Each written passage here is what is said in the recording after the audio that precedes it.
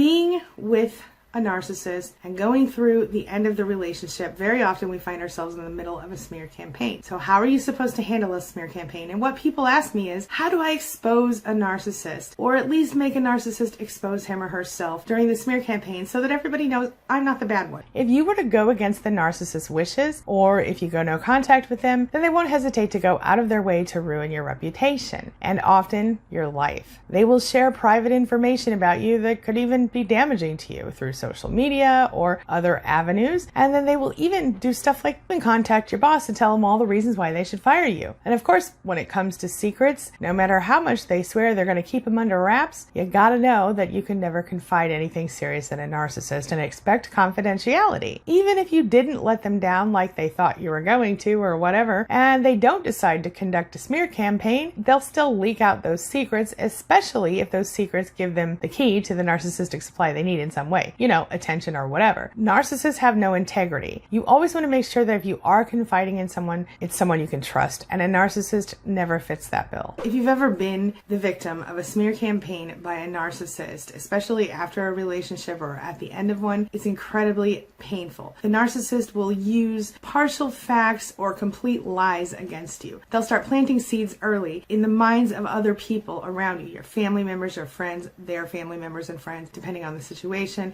And before you know it, you are in the middle of a big old mess. Everybody thinks you're the one who's done something wrong. Everybody thinks you're the problem. And you don't even know what to do, because if you say anything at all, it just makes the situation worse. Accused of something you didn't do, it's the worst feeling in the world. I'll tell you, this is a silly example, but when I was a kid, I remember going Christmas shopping with a certain narcissist in my life, and that person assumed that I had looked in a bag and seen something in the bag that I wasn't supposed to see. And I did not look in the bag. I'm telling you right now, all these years later, it never happened. But I got physically punished for looking in this bag. And I remember thinking, gosh, I wish I'd really done it now.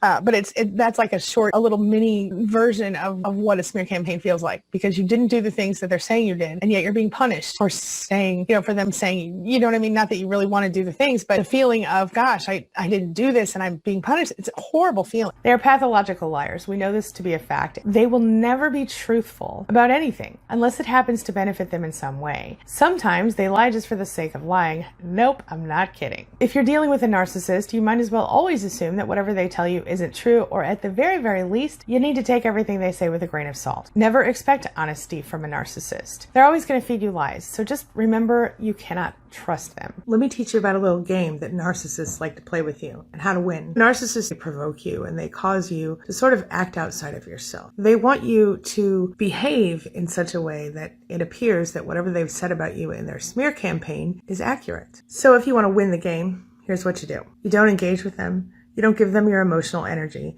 You don't deny what they're saying. You just don't respond. It's very difficult, but it's really the only effective way to deal with a smear campaign. The truth is, no matter what you do, say, think, or feel, they will twist it to fit their narrative.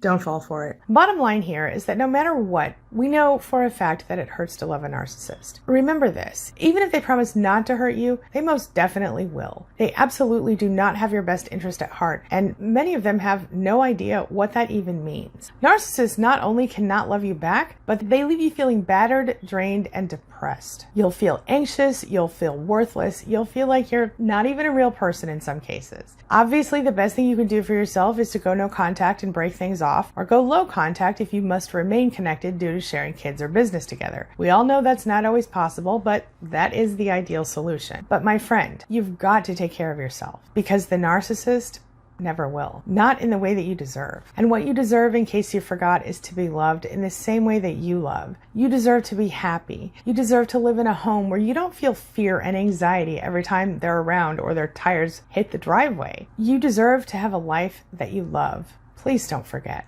you matter. This brings me to the question of the day. And the question of the day is, can you relate? Do you or have you loved a narcissist who threw your love back in your face to hurt you over and over again? Do you believe that it's possible to love a narcissist without being hurt? Share your thoughts, share your ideas, share your experiences in the comments section below, and let's talk about it. As always, thank you so much for being a part of my day and a part of my life. And hey, thanks for letting me be a part of yours. It really does mean a lot to me. Now, before I go, make sure you take a look at the videos I'm going to leave for you right there and right there. And while you're here, hit that subscribe button right over there so we can stay connected and continue on this healing journey together. I'll see you soon.